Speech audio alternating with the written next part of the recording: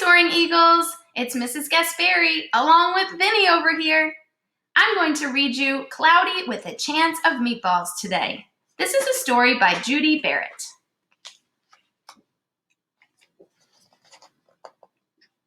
We were all sitting around the big kitchen table. It was Saturday morning, pancake morning. Mom was squeezing orange for juice. Henry and I were betting on how many pancakes we each could eat. And Grandpa was doing the flipping. Seconds later, something flew through the air, headed toward the kitchen ceiling, and landed right on Henry. After we realized that the flying object was only a pancake, we all laughed, even Grandpa. Breakfast continued quite uneventfully. All the other pancakes landed in the pan, and all of them were eaten, even the one that landed on Henry.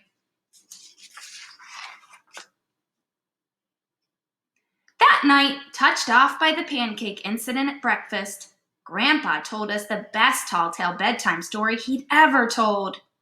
Across an ocean, over lots of huge bumpy mountains, across 3 hot deserts and 1 smaller ocean, there lay the tiny town of Chew and Swallow. In most ways, it was very much like any other tiny town. It had a main street lined with stores, houses with trees and gardens around them, a schoolhouse, about 300 people, and some assorted cats and dogs. But there were no food stores in the town of Chew and Swallow. They didn't need any. The sky supplied all the food they could possibly want.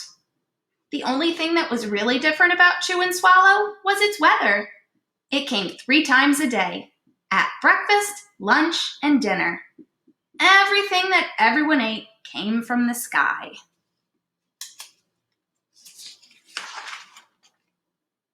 Whatever the weather served, that's what they ate. But it never rained. It never snowed snow. And it never blew just wind. It rained things like soup and juice. It snowed mashed potatoes and green peas. And sometimes the wind blew in storms of hamburgers. The people could watch the weather report on television in the morning, and they would even hear a prediction for the next day's food. When the town people went outside, they carried their plates, cups, glasses, forks, spoons, knives, and napkins with them. That way, they would always be prepared for any kind of weather. If there were leftovers, and there usually were, the people took them home and put them in their refrigerators, in case they got hungry between meals. The menu varied. By the time they wake up in the morning, breakfast was coming down.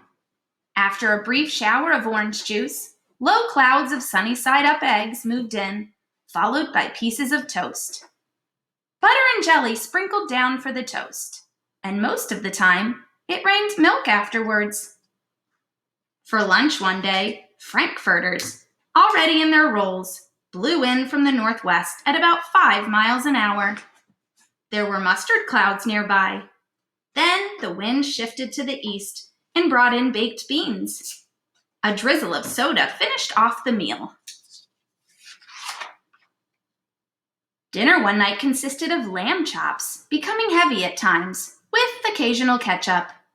Periods of peas and baked potatoes were followed by gradual clearing, with wonderful jello setting in the west.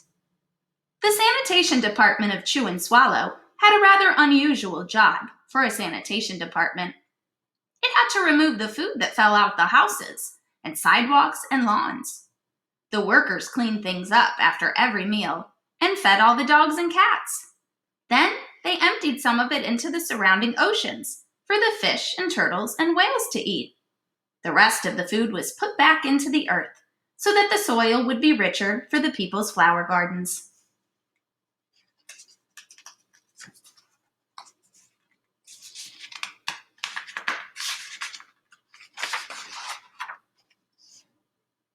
Life for the townspeople was delicious until the weather took a turn for the worse.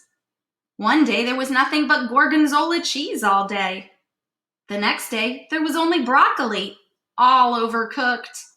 And the next day, there were Brussels sprouts and peanut butter with mayonnaise. Another day, there was a pea soup fog. No one could see where they were going, and they could barely find the rest of the meal that got stuck in the fog. The food was getting larger and larger, and so were the portions. The people were getting frightened. Violent storms blew up frequently.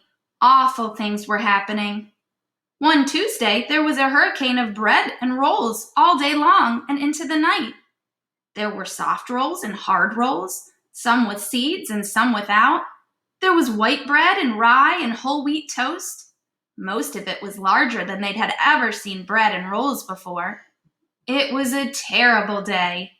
Everyone had to stay indoors. Roofs were damaged, and the sanitation department was beside itself. The mess took the workers 4 days to clean up, and the sea was full of floating rolls.